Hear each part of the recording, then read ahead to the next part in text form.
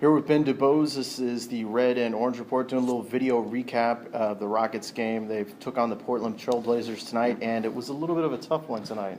Sad home finale for the first half.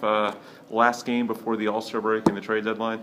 Got a wonderful game from James Harden. I might say the best that he's played his entire Rocket tenure, but just too many timely mistakes otherwise, defensive breakdowns, too many missed layups. Donatas Montaigne, Terrence Jones, just too many mistakes to make against a good and full-strength Portland team.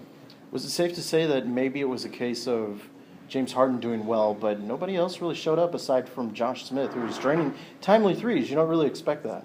Yeah, it was a game in which you really missed Dwight Howard, because the story of the game, and I think James Harden had the right perspective afterward, the story was how the Rockets dug themselves this 17-point hole early in the second half, and they just had zero rim protection in the first half. You know, some of it was poor perimeter defense, some of it was ill-timed screens, but you know, there just wasn't that guy to just defend the basket and use the size to keep Portland's penetrators away. And you know, you can survive without Dwight against a lot of teams in the NBA, but against the big boys, I don't know if this team can do it on a regular basis. Well, speaking of Dwight Howard, we heard from Dwight Howard today, and we heard from Doctor Walter Lowe. What were your takeaways? Pretty encouraging. It's hard not to see the confidence in Dwight's voice. I would say for a lot of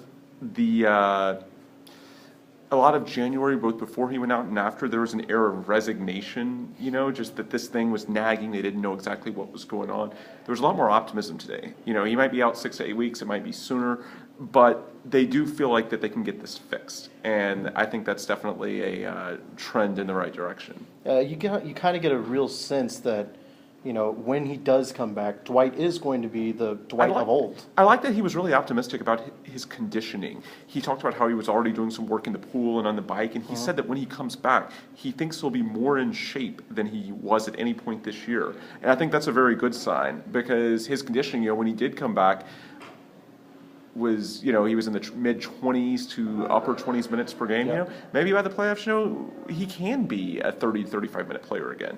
You know, if they think they can really get this fixed, and Dr. Walter Lowe, we've had guests on our show talk about what a great physician he is. Yep.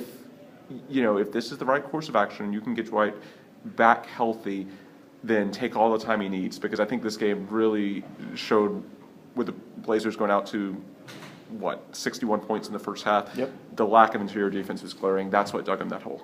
And finally, what are some things you want to see in the final couple games before the All-Star break?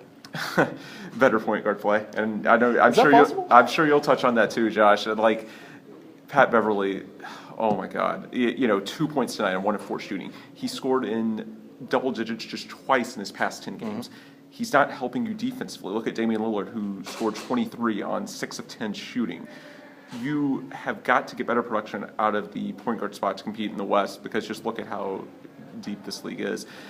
The good thing is, if there is a position to have a weakness at, this would be it, because of what a depth of quality options you have as you approach next Thursday's deadline. Yeah. You know, we talk about Ty Lawson and Goran Dragic. Those are the dream scenarios. Even if those don't work out, think about not Dragic. Think about a Mo Williams as a backup. You know, you've got options, but you've just got to find a way to upgrade that position. And it's not going to come internally, because Jason Terry, you know, he is what he is. It's clear that 20 minutes is about his upper ceiling. Mikhail doesn't want to go with him any more than that, and for whatever reason, the trust with Isaiah Cannon just isn't there. Or Alexis Fed, who they brought in. Yeah, so if those options aren't going to work, then you're going to have to look externally, and I think you're going to get through these next 2 games. You're going to hope that, you know, maybe Beverly has a renaissance moment against Dragic. We know he's always fired up against those guys, and Phoenix's plethora of guards, but unless it happens, and maybe even if it does, you've got to think that the next 10 days are going to be about Daryl Morey scanning the phones and doing everything he can to bring in a point guard. Yep, so that's pretty much it from Toyota Center. Blazers winners tonight against the Rockets, 109-98. I'm Josh Reese, that is. Ben DuBose. And this has been the Red and Orange Report, and we'll see you on Thursday with a podcast edition. Yep, sounds good.